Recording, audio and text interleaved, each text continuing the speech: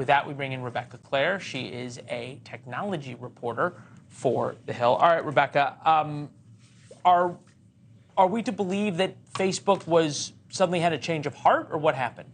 Right. So I think this whole time we've sort of seen Facebook saying that they are cooperating, that they're sending over these documents.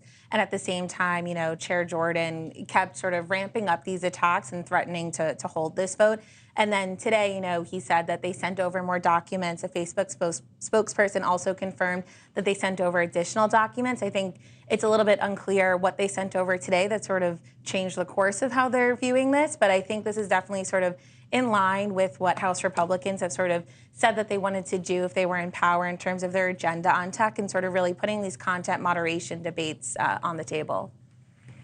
Okay. This is full negotiation. I can tell you that I've handled several of these. They've negotiated, and today what happened was he says, I'm going to put it to a vote, and Facebook's lawyer said, okay, what documents did you want again that we haven't given you? Because you can't really go to court and have the judge arbitrate it, if you will, or mediate it, and the rules don't apply like you're in court with the legislature. And so you negotiate, but you don't want to be held in contempt. You don't want to really get a subpoena issued to your top executives to come answer for failing to turn over documents. Although I will say Facebook turned over at least 53,000 documents already. What else could they be looking for? Yeah, I guess my question is, what's the purpose of this? I mean, is this all just politics and grandstanding from Republicans who seem to be members of Congress grandstanding? What?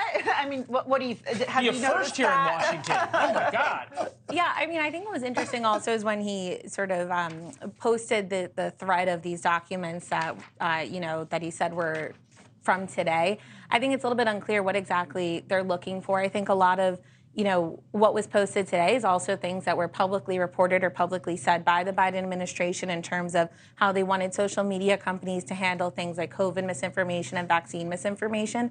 So it seems a bit similar to the Twitter files. But what this goes to sort of an issue in terms of who was trying to influence Facebook to do what, and what speech was to be restricted. The obvious thing is Hunter Biden's laptop, kind of cases like that. Facebook, it relates mostly to vaccine and COVID information. Jim Jordan, based on Facebook's newfound commitment to fully cooperate, the committee has declined to hold them in contempt. Then, in terms of what they have gotten, Jordan on Facebook pressure. In April 2021, a Facebook employee circulated an email for Facebook CEO Mark Zuckerberg and COO Sheryl Sandberg, writing, "We are facing continued pressure from external stakeholders, including the Biden White House, to remove posts." And I think, May, this is what Republicans are going for, right? Right. So 70% of Democrats now agree that the government should be censoring information through social media companies. So I think there's, a political message there that Democrats are the party of censorship, and I think that is a winning message for Republicans.